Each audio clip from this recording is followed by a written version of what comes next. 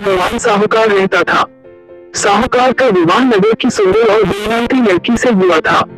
एक बार वो अपनी पत्नी को लेने बुधवार के दिन ससुराल गया और पत्नी के माता पिता से विदा कराने के लिए कहा। माता पिता बोले, बेटा आज बुधवार है, बुधवार को किसी भी शुभ कार्य के लिए यात्रा नहीं करते। लेकिन वह नहीं माना और उसने वहम की बातों को न मानने की बात कही। दोनों ने बैलगाड़ी से यात्रा प्रारंभ की। 2 कोस की यात्रा के बाद उसकी गाड़ी का एक पहिया टूट गया। वहां से दोनों ने पैदल ही यात्रा शुरू की। रास्ते में पत्नी को प्यास लगी तो साहूकार उसे एक पेड़ के नीचे बैठाकर जल लेने के लिए चला गया। थोड़ी देर बाद जब वो कहीं से जल लेकर वापस आया तो वह बुरी तरह हैरान हो उठा, क्योंकि उसकी पत्नी के पास उसकी ही शक्ल सूरत का एक दूसरा व्यक्ति बैठा था। पत्नी भी साहूकार को देखकर हैरान रह गई। वह दोनों में कोई अंतर नहीं कर पाई। साहूकार ने उस व्यक्ति से पूछा, तुम कौन हो और मेरी पत्नी के पास क्यों बैठे हो? साहूकार की बात सुनकर उस व्यक्ति ने कहा, अरे भाई, यह मेरी पत्नी है। मैं अपनी पत्नी को ससुराल से विदा करा कर लाया हूँ, लेकिन तुम कौन हो जो मुझसे ऐसा प्रश्न कर रहे हो? साहूकार ने लगभग चीखते हुए कहा, तुम जरूर कोई चोर या ठग हो। यह मेरी पत्नी है, मैं इसे पेड़ के नीचे बैठा कर जल लेने गया था।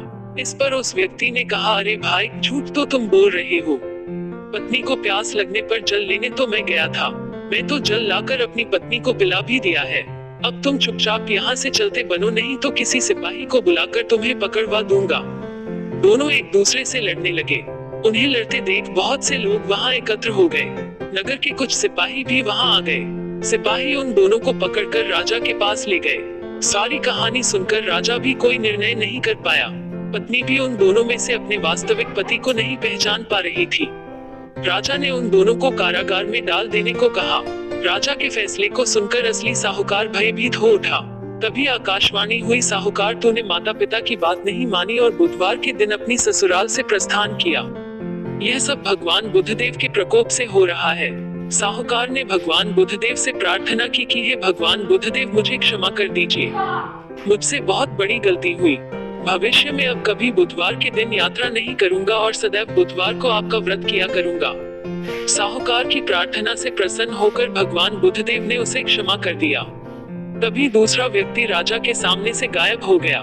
राजा और दूसरे लोग इस चमत्कार को देखकर हैरान हो गए।